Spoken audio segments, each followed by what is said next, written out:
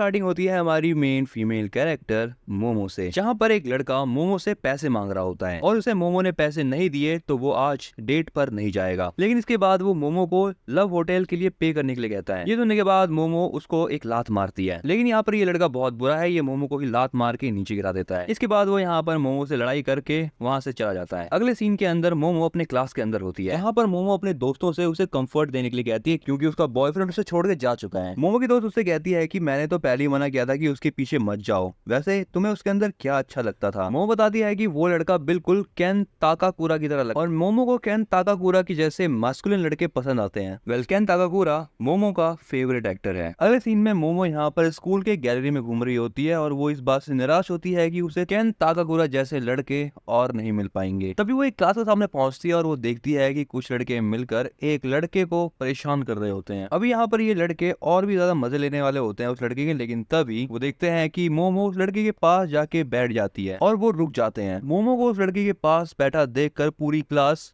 उसी को देख रही होती है, जिसके बाद मोमो देखती है कि वो लड़का आखिर पढ़ क्या रहा है, लेकिन मोमो उस चीज पर ज्यादा ध्यान नहीं देती और वहां से चले जाती है। मोमो यहाँ पर फिर से स्कूल गैलरी में चल रही होती है और वो सोच रही होती है कि वो अपना स्ट्रेस कैसे कम करे। तभी यहाँ पर पीछे से ये बंदा आता है और वो मोमो का नाम चिल्लाते हुए कहता है कि वो जानता है कि मोमो प्यार में है। मोमो उससे कहती है तुम ये बात कितनी बार बोलोगे यार। ये लड़का बताता है कि मोमो जैसी लड़की ने उससे आकर बात करी तो इसका कोई ना कोई मतलब तो जरूर होगा, हो सकता है कि मोमो उससे प्यार करती है। मोमो कहती है कि ऐसा कुछ भी नहीं है, इसलिए ज्यादा बकवास बातें मत करो। अब यहाँ पर ये लड़का कुछ टॉपिक्स के बारे में बात करता है, मेनली यूएपी के बारे में। सिंपल सी बात है, एलियंस के बारे में, और ये बकवास करता ही रहता है और करता ही रहता है, लेकिन मोमो को उसकी बकवास नहीं सुननी होती और मोमो वहां से जाने लगती है। लेकिन ये बंदा अपनी फालतू की बातें सुनाने के लिए मोमो के पीछे ही पड़ जाता है, लेकिन उसको यहाँ पर इतनी ज्यादा बकवास करता हुआ देखकर मोमो और भी ज्यादा गुस्सा हो जाती है और मोमो उससे गुस्से में कह देती है कि तुम्हारी इन्हीं हरकतों की वजह से तुम्हारा कोई दोस्त नहीं है। एंड मोमो यहाँ से जाते हुए उससे कहती है कि तुम मुझसे ऐसे बात मत किया करो जैसे कि तुम मुझे जानते हो। लेकिन वो लड़का वहां पर बस चुपचाप खड़ा रहता है।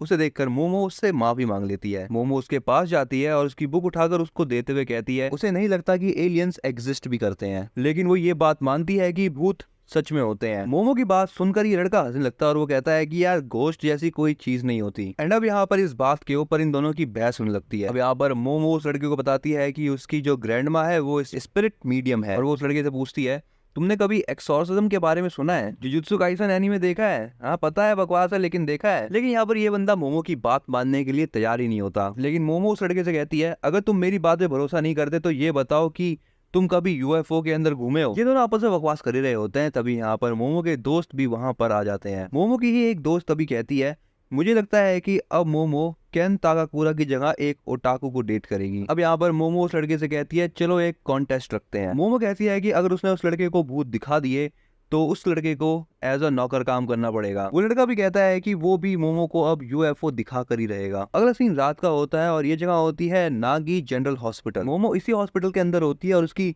बुंड फट रही होती है। मोमो सोच रही होती है कि ये कौन सा यूएफओ हॉटस्पॉट है। वो लड़का मोमो को कॉल कर बताता है कि जो वो नागी हॉस्पिटल है वो सेंचुरी है यूएफओस का। वो लड़का मोमो को ये भी बताता है कि अगर वो हॉस्पिटल के छत पर जाएगी और यूएफओ को बुलाएगी तो उसे ऐसा फील होगा कि कोई उसको अपनी ओर खींच रहा है, और यही तरीका है जिसके बाद एलियन जो है वो ह्यूमन बॉडीज को किडनैप करते हैं और उनके ऊपर तरह तरह के एक्सपेरिमेंट्स करते हैं। मोमो से कहती है तुम तो ऐसे कह रहे हो जैसे एलियंस ने तुम्हारे ऊपर ही भाई एक्सपेरिमेंट करे हैं। पर वो लड़का कहता है ऐसा हो सकता है, लेकिन ऐसा मैंने सुना है कि जो एलियंस होते हैं वो एक्सपेरिमेंट करने के बाद मेमोरी को इरेज कर देते हैं। मोमो उस लड़के से पूछती है तुमने आज से पहले यूएफओ देखे हैं? वो लड़का मोमो से कहता है इस बात से फर्क नहीं पड़ता कि आपने यूएफओ देखे हो या ना देखे हो, पॉइंट ये है कि उनकी एग्जिस्टेंस का प्रॉपर प्रूफ होना चाहिए। अगला सीन इस लड़के का होता है और ये मोमो को बताता है कि वो मोमो की कही गई जगह पर पहुंच चुका है। लड़का होता है एक स्पिरिचुअल हॉटस्पॉट के पास। के बाद ये लड़का मोमो से फोन पर कहता है कि वो अंदर जाएगा और प्रूव करके रहेगा कि भूत जैसी कोई चीज नहीं होती। लेकिन इतना सब कुछ कहने के बाद भी इस बंदे की यहाँ पर फट रही होती है। तभी मोमो उसे फोन पर बताती है कि वो जगह बहुत फेमस है, तो हो सकता है कि वहां पर कुछ हो। बट तभी यहाँ पर इस लड़के को कुछ फील होता है और डर के मारे यहाँ पर वो लड़का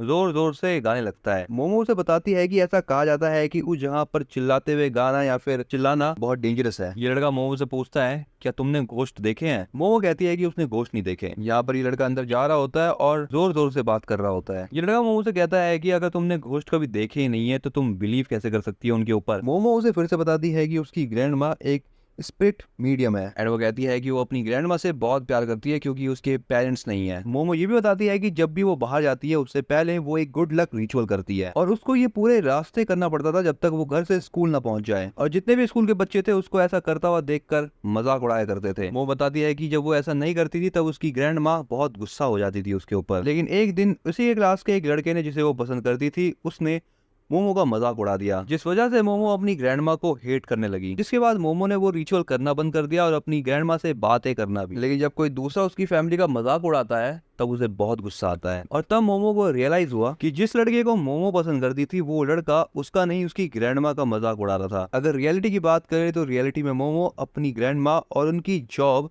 दोनों को ही पसंद करती है। एंड मोमो को अपनी ग्रैंड माँ पर पूरा भरोसा है और यही रीजन है कि वो भूतों पर भरोसा करती है। जिसके बाद वो उस लड़के से पूछती है कि आखिर क्या रीजन है कि वो एलियंस के ऊपर भरोसा करता है। एक्चुअली में यहाँ पर इस लड़के के पास कोई भी बताने के लिए रीजन नहीं होता। वो लड़का मोमो से कहता है क्या तुम्हें किसी चीज को पसंद करने के लिए रीजन की जरूरत है। लेकिन यहाँ पर ये दोनों एक दूसरे से बात करते हुए अपनी अपनी जगहों पर बढ़ रहे होते हैं। बट तभी यहाँ पर आगे बढ़ते हुए ये लड़का फुटप्रिंट्स के निशान देखता है जो कि उसकी तरफ आ रहे होते हैं। एंड ये चीज देखकर वो घबरा जाता है और पीछे मुड़ता है, लेकिन उसके पीछे कोई नहीं होता। एंड अब जैसे ही वो आगे मुड़ता है उसको एक अजीब सी चीज दिखाई देती है और ये बुढ़िया यहाँ पर कुछ अपशब्द कहती है जो कि मैं यहाँ पर नहीं बोल सकता। इन शॉर्ट कुछ लेने देने की बात हो रही है। लेकिन यहाँ पर ये लड़का भागता है और वो भी एकदम भुंड भट्टी में। लेकिन अभी भी यहाँ पर ये लड़का ये बात एक्सेप्ट नहीं करना चाह रहा कि उसने जो अभी देखा वो एक भूत है। वो सोच रहा है कि वो बस एक गंदी सी दिखने वाली बुढ़िया औरत है। ये लड़का यहाँ पर भागने की पूरी कोशिश कर रहा होता है लेकिन वो नोटिस करता है कि ये टनल और भी ज्यादा लंबा होता जा रहा है। मोमो उस लड़की को बताती है कि ऐसा कहा जाता है कि उस ग्रैनी से बचकर नहीं भागा जा सकता और ऐसा कहा जाता है कि टर्बो ग्रैनी से कोई भी अगर बंदा रेस हार जाता है तो वो कर्स्ड हो जाता है। लेकिन यहाँ पर वो टर्बो ग्रैनी उस लड़के की तरफ भागना शुरू कर देती है और उसको पकड़ लेती है। मोमो देखती है कि उसका नेटवर्क ड्रॉप हो गया एंड इस चीज के बाद ये कॉल ड्रॉप हो जाता है एंड मोमो भी अब वहां पर जाने का सोचती है। लेकिन जैसे ही वो यहाँ से बाहर निकलने की सोचती है वो देखती है कि उसके सामने 3 लोग खड़े हैं, वो भी अजीब से। और मोमो यहाँ पर इन लोगों से बच के भागने की कोशिश करती है लेकिन ये लोग मोमो को पकड़ लेते हैं। जैसे यहाँ पर मोमो की आंख खुलती है वो देखती है कि 3 लोग उसके सामने खड़े हैं। वो तीनों बताते हैं कि वो तीनों सर्पोरियंस है जो कि सर्पो प्लैनेट से हैं। इसमें से एक सर्पो मोमो को कहता है कि तुम्हें डरने की कोई जरूरत नहीं है, हम बहुत ज्यादा फ्रेंडली हैं। मोमो उनसे कहती है कि उसके कपड़े कहाँ हैं। उनमें से एक सर्पो बताता है कि उसकी चीजें बिल्कुल सही सलामत है लेकिन एक्चुअली में यहाँ पर उसके कपड़े फटे होते हैं। अब यहाँ पर एक सर्पो मोमो को बताता है कि जो उनकी स्पीसीज है उसमें खाली मेल्स ही हैं एंड ये लोग क्लोन टेक्नोलॉजी से रिप्रोड्यूस करते हैं। ये सर्पो मोमो से कहते हैं कि उन्हें मोमो का बनाना चाहिए ताकि वो लोग ह्यूमंस की तरह इवॉल्व कर पाए। अब यहाँ पर ये बंदा अपना रोबोटिक डिवाइस निकालता है जो कि काफी गलत जगह से निकाल रहा है ताकि वो मोमो के साथ कुछ कर पाए। तुम देख के सोच सकते हो। ये लोग बताते हैं कि काम धाम समाप्त करने के बाद ये लोग मोमो का यूट्रस निकाल लेंगे रिसर्च करने के लिए और साथ में उसका बनाना भी। मोमो की यहाँ पर ये सारी चीजें देखकर फट जाती है और वो वहां से भागने की कोशिश करती है क्योंकि वो अभी भी वर्जिन है। एंड अब यहाँ पर ये लोग मोमो के ऊपर साइकोकिनेसिस का यूज करने की कोशिश करते हैं लेकिन ये लोग आगे कुछ करे उससे पहले ही यहाँ पर मोमो का फोन बजने लगता है और इन लोगों का अटेंशन उसके ऊपर चला जाता है। जैसे यहाँ पर इनमें से एक सरपोस फोन को उठाता है उसके मुंह पर फोन से एक लात पड़ती है और तभी उस फोन में से एक अजीब सी चीज निकलती है जो कि उस सरपो को उठा के पटक देती है। एक्चुअली में ये चीज और कोई नहीं, ये वही लड़का होता है जिसे टर्बो ग्रैनी अब कर्स कर चुकी है। टर्बो ग्रैनी को देखने के बाद यहाँ पर सर्पो भी अपनी ट्रू फॉर्म में आ जाते हैं जिसके बाद ये लोग उससे भी उसका बनाना मांगने लगते हैं। यहाँ पर टर्बो ग्रैनी की स्पीड बहुत ज्यादा होती है इसलिए उसके ऊपर ये सरपोज अपनी साइकोकिनेसिस का यूज नहीं कर पा रहे होते। लेकिन तभी यहाँ पर दूसरा सरपोज ग्रैनी के ऊपर अटैक कर देता है जिससे वो ग्रैनी दीवार पर जाके लगती है। बट तभी ये लड़का बाहर निकलता है और कहता है कि जो भी सरपोस को चाहिए वो उन्हें सब दे देगा और वो कहता है कि उसे बस एलियन से मिलना था क्योंकि उसका कोई दोस्त नहीं है जो कि उसकी बातों को समझे। लेकिन मोमो ने उसकी बातों को समझा इसलिए वो चाहता है कि ये एलियंस उसको हर्ट ना करे। लेकिन ये सरपोस की बात नहीं सुनते और उसके ऊपर फिर से अटैक कर देते हैं और अपनी साइकोकिनेसिस फिर से मोमो के ऊपर चालू करने लगते हैं। यहाँ पर हमें एक फ्लैशबैक दिया जाता है। यहाँ पर मोमो की जो ग्रैंडमा होती है वो उसको वही सारी चीजें करने के लिए कह रही होती है लेकिन यहाँ पर मोमो उन सारी चीजों को करने से मना कर देती है। लेकिन यहाँ पर जैसे ही मोमो अपनी दादी के बारे में सोचती है वो वहाँ पर उन सारी चीजों से फ्री हो जाती है। लेकिन यहाँ पर मोमो को खुद भी नहीं पता होता कि उसने यहाँ पर ये पावर्स कैसे यूज करी। मोमो की पावर के सामने इन सरपोस की साइकोकिनेसिस भी कम पड़ रही होती है। यहाँ पर ये सरपोस सोच रहे होते हैं कि कहीं इन्होंने अपनी ज्यादा ताकत का यूज करके मोमोस के चक्रास को एक्टिवेट तो नहीं कर दिया जिससे कि उसके साइकिक पावर्स भी एक्टिवेट हो गए। यहाँ पर मोमो को भी भरोसा जाता है कि जो उसकी ग्रैंडमा है वो एक असली साइकिक है। मोमो यहाँ पर अपनी पावर का यूज करके उस सर्पो के मुंह पर लात मारती है और ये किक बहुत ज्यादा पावरफुल होती है और सर्पो बहुत ज्यादा दूर जाके गिरता है और वो जहाँ पर गिरता है वो जहाँ के टूटने से उनका यूएफओ दिखने लगता है। बट तभी यहाँ पर टर्बो ग्रैनी मोमो के ऊपर अटैक कर देती है, मगर यहाँ पर मोमो अपनी साइकिक पावर का यूज करती है और इस लड़के में से उस ग्रैनी को बाहर निकाल देती है। लेकिन मोमो ये भी देखती है कि टर्बो ग्रैनी के बाहर निकल जाने के बाद भी उस लड़के की हालत अच्छी नहीं होती। टर्बो ग्रैनी बताती है कि ये समझ लो कि उसने उस लड़के का सामान निकाल दिया है और जब तक उसका सामान उस टर्बो ग्रैनी के पास है तब तक टर्बो ग्रैनी का कर्ज उसके पास से नहीं जाएगा। टर्बो ग्रैनी मोमो को कहती है कि अगर उसको वो चीज वापस चाहिए तो दोबारा से टनल में आ जाना। एंड ये बात कहने के बाद वो गायब हो जाती है। मोमो उसके ऊपर बहुत ज्यादा चिल्लाती है और दूसरी तरफ यहाँ पर ये यूएफओ हॉस्पिटल के पास ही क्रैश हो जाता है। इतना सब कुछ होने के बाद यहाँ पर मोमो यकीन कर लेती है कि हाँ भाई एलियंस होते हैं और इस लड़के को भी भरोसा हो जाता है कि भूत सच में होते हैं। अब यहाँ पर ये दोनों सोचने लगते हैं कि अब इन्हें आगे क्या करना है। मोमो बताती है कि उसे टर्बो ग्रैनी की हालत को खराब करना होगा क्योंकि अगर कर्ज हटाना है तो उसको हटाना पड़ेगा। यहाँ पर मोमो उस लड़के से कहती है कि मोमो उस लड़के के साथ ही रहेगी ताकि उस लड़के का जो कर्ज है वो कम रहे। लेकिन वो लड़का मोमो से कहता है कि अब वो मोमो को और भी ज्यादा दिक्कत नहीं देना चाहता एंड वो अभी से सब कुछ खुद ही देख लेगा। लेकिन तब भी यहाँ पर मोमो उसकी मदद करने के लिए तैयार होती है। तभी यहाँ पर ये लड़का सेम वही लाइन बोलता है जो कि केन ताकाकुरा भी बोला करता है और उसकी बात सुनकर मोमो उसका नाम पूछती है और वो बताता है कि उसका नाम केन ताकाकुरा है और उसका नाम सुनने के बाद मोमो काफी ज्यादा हैरान हो जाती है। मोमो यहाँ पर ये बात मानने से इनकार कर रही होती है कि इस बंदे का नाम केन ताकाकुरा है, लेकिन ओकारो मोमो से कहता है कि यही उसका असली नाम है, चाहे वो एक्सेप्ट करे या ना करे। ये बात सुनने के बाद मोमो अपने कान को बंद कर लेती है, लेकिन उसके ऐसा करने से उस ग्रैनी का कर्ज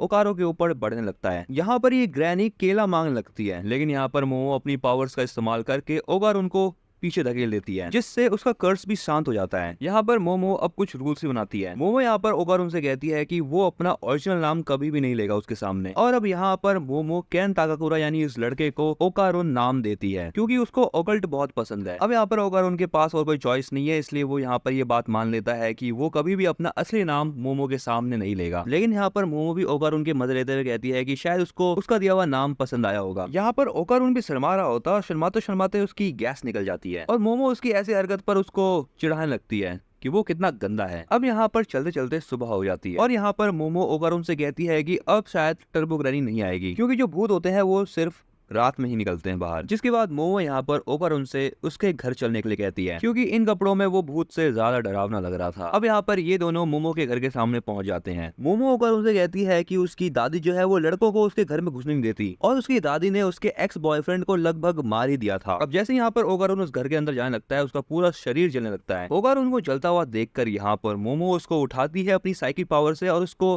पास पड़े पानी के तालाब में फेंक देती है और फाइनली यहाँ पर ऐसा करने से ओकारुन बच जाता है। मोमो नोटिस करती है कि उसकी दादी ने एंट्रेंस पर ही एक टेलिस्मान पेपर लगा रखा है और ये पेपर नेगेटिव एनर्जी को घर के अंदर जाने नहीं देता और यहाँ पर ओकारुन के ऊपर टर्बो ग्रैनी का कर्ज है, इसलिए वो घर के अंदर नहीं घुस पा रहा। मोमो यहाँ पर ओकारुन से सॉरी मांगती है क्योंकि उसने देखा नहीं था कि उसके एंट्रेंस पर एक टेलिस्मान पेपर लगा हुआ था।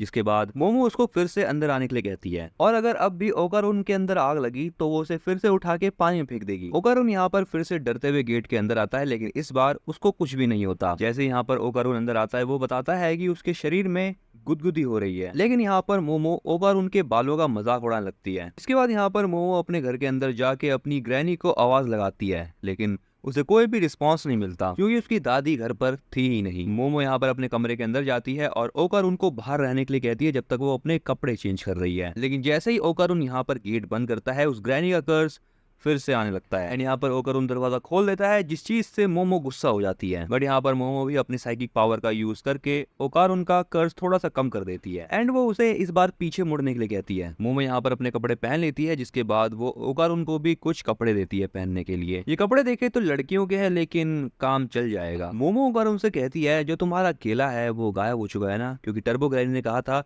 कि उसने तुम्हारा केला चुरा लिया है। मोमो की बात सुनने के बाद ओकारुन अपनी पैंट को चेक करता है और हाँ, यहाँ पर उसका केला सच में गायब हो रखा है। मोमो यहाँ पर मजे लेते हुए ओकारुन से कहती है कि उसे भी वो चीज देखनी है कि वो जगह कैसी लग रही है अब देखने में। ओकारुन मोमो के ऊपर चिल्लाता है और उसे साफ साफ मना कर देता है। मोमो ओकारुन से कहती है कि अगर वो जगह खाली मैदान है तो दिखाने में कैसी शर्म। ओकारुन उससे कहता है वहाँ पर कुछ हो या ना हो तब भी मैं नहीं दिखाऊंगा। ओकारुन यहाँ पर मोमो के ऊपर गुस्सा करते हुए कहता है कि उसी ने ही ओकारुन को वो फालतू सा चैलेंज दिया था जिसकी वजह से आज वो अपने केले से हाथ धो बैठा है। मोमो ओकारुन से कहती है कि तुम अपनी फालतू कहानियां मुझे सुनाने आए थे जिसके बाद ही मैंने तुमसे शर्त लगाई। ये सुनकर ओकारुन मोमो से कहता है कि वो हमेशा से ही एक दोस्त चाहता था, इसीलिए जब मोमो उसके पास आई थी तब वो उससे बात करने का मौका नहीं गंवाना चाहता था। लेकिन एट द एंड उन दोनों के ही विचार अलग है। ओकारुन को ये भी लगता है कि उसके जैसा लल्लू आदमी कभी भी मोमो से दोस्ती नहीं कर सकता एंड वो यहाँ पर मोमो से माफी मांगता है क्योंकि उसी की वजह से मोमो इन फालतू सी चीजों में फंस गई। और वो मोमो को ये भी कहता है कि जब ये सारी की सारी प्रॉब्लम्स खत्म हो जाए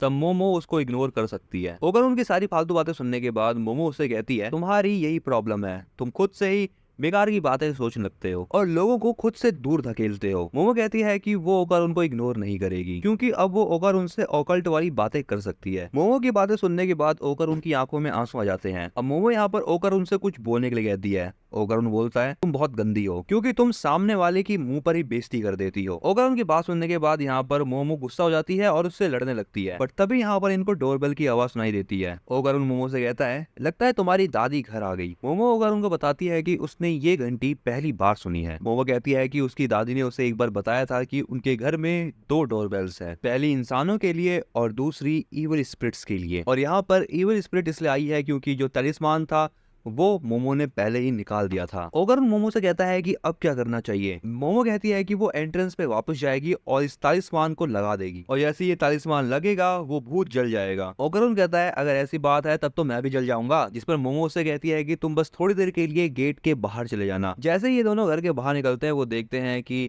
आसमान में काले बादल छा गए हैं। ऐसा लग रहा था जैसे कि रात हो गई है और घर के चारों तरफ एक दीवार भी खड़ी हो जाती है और इसका मतलब ये है कि अब ये लोग बाहर नहीं जा सकते। यहाँ पर इसी के साथ साथ काला धुआं भी फैल रहा था जिससे कि मोमो के नाक से खून बहने लगा और ये सेम चीज ओकारुन के साथ भी हो रही थी। और तभी यहाँ पर इनके सामने एक बहुत बड़ा सा मॉन्स्टर अपीयर हो जाता है। ये मॉन्स्टर इन दोनों से कहता है कि तुम दोनों बुरे लोग हो, तुमने अपना वादा तोड़ दिया। और ये कहने के बाद वो मोमो और ओकारुन को एक जोरदार मुक्का मारता है, लेकिन मोमो और ओकारुन उसके इस हमले से बच जाते हैं और चिल्लाते हुए उस मॉन्स्टर से दूर भागने लगते हैं। यहाँ पर मॉन्स्टर उनसे कहता है मुझे अपना केला दे दो, लेकिन ये दोनों वहाँ से भागते हैं और घर के पीछे छुप जाते हैं। मोमो ओकारुन से कहती है आखिर ये भूत किस तरीके का है, लेकिन ओकारुन कहता है कि ये भूत नहीं ये एलियन है, क्योंकि ओकारुन ने उसके कॉलर को देखकर ये पहचान लिया है कि वो एक फ्लैटफुट्स नाम का एलियन है। ओकारुन इस एलियन के बारे में पहले पढ़ चुका है और ये एलियन फर्स्ट टाइम अमेरिका के फ्लैटवुड नाम की जगह पर मिला था। ओकारुन बताता है कि ये एलियंस जो होते हैं वो 3 मीटर लंबे होते हैं, लेकिन ये मॉन्स्टर बहुत अजीब है। लेकिन यहाँ पर मोमो को ये नहीं समझ आ रहा होता है कि वो भूत वाली घंटी आखिर इस एलियन ने कैसे बजा दी। ओकारुन बताता है कि स्टडी के अकॉर्डिंग जो आत्माओं को देख पाते हैं वो यूएफओस को भी देख पाते हैं। अगर सिंपल वर्ड्स में बताऊं तो एलियंस में और भूतों में कुछ ना कुछ कॉमन जरूर होता होगा। लेकिन यहाँ पर ये दोनों ये बात नोटिस करते हैं कि अगर इन दोनों ने जल्द ही कुछ नहीं करा तो ये काले धुएं से मर जाएंगे। मोमो बताती है कि वो अपने साइकिक पावर का यूज नहीं कर सकती क्योंकि वो अपनी पावर का यूज जो है वो कर्स को रोकने के लिए कर रही है ओकारुन के। लेकिन ओकारुन मोमो से कहता है कि तुम कर्स को आजाद कर दो क्योंकि अब मैं उस एलियन से लड़ूंगा। मोमो ओकारुन से कहती है कि उसे अचानक से क्या हो गया। ओकारुन मोमो को बताता है कि उसे एलियन से डर नहीं लगता और जब तक उसका माइंड क्लियर रहेगा वो टर्बो ग्रैनी को कंट्रोल कर सकता है। ये दोनों बातें कर ही रहे होते हैं कि तभी यहाँ पर एलियन इन दोनों को ढूंढ लेता है, जिसकी वजह से यहाँ पर ये दोनों फिर से भागने लगते हैं। मोमो कहती है कि वो अभी अपने पावर्स को इतने अच्छे से कंट्रोल नहीं कर सकती। ओकारुन मोमो से कहता है कि उसे एक बार तो ट्राई करना ही होगा, इसीलिए अब यहाँ पर मोमो ओकारुन की बात मान लेती है, जिसके बाद यहाँ पर ओकारुन ग्रैनी के अंदर कन्वर्ट होने लगता है। बट तभी यहाँ पर ये एलियन इन दोनों के ऊपर ही एक जोरदार अटैक करता है, बट तभी ओकारुन की ट्रांसफॉर्मेशन कंप्लीट हो जाती है, जिसके बाद यहाँ पर ओकारुन अपने साथ साथ मोमो को भी बचा लेता है। फिलहाल यहाँ पर ओकारुन के बात करने का तरीका और उसकी अपीयरेंस दोनों चेंज हो चुकी है। ओकारुन यहाँ पर बहुत ज्यादा कूल तरीके से बात करने लगता है। ये चीज देखकर मोमो को थोड़ा अजीब लगता है कि ओकारुन की पर्सनैलिटी ऐसी नहीं है। जिसके बाद यहाँ पर ओकारुन कैन ताकाकुरा वाली लाइन बोल देता है। ये सुनने के बाद मोमो थोड़ी ब्लश करती है और कहती है तुम ये लाइन मत बोलो, क्योंकि ये लाइन कैन ताकाकुरा की बहुत फेमस लाइन है। तभी यहाँ पर ये एलियन आके ओकारुन के ऊपर अपने हाथों से अटैक करने की कोशिश करता है, लेकिन अपने आप ही यहाँ पर ओकारुन की बॉडी बहुत ज्यादा फास्ट मूव करती है, जिसके बाद ओकारुन अपने दांतों से उस एलियन के हाथों को काट देता है। और यही चीज ग्रैनी की असली पावर है। यहाँ पर ओकारुन इतना ज्यादा फास्ट होता है कि मोमो को कुछ दिखाई भी नहीं देता। बट यहाँ पर ओकर उनको खून की उल्टी होती है एंड यहाँ पर मौका देखने के बाद ये एलियन उसको कुचलने की कोशिश करता है, लेकिन मोमो अपनी साइकी पावर से ओकर उनको अपनी तरफ खींच लेती है। ओकर उन मोमो को बताता है कि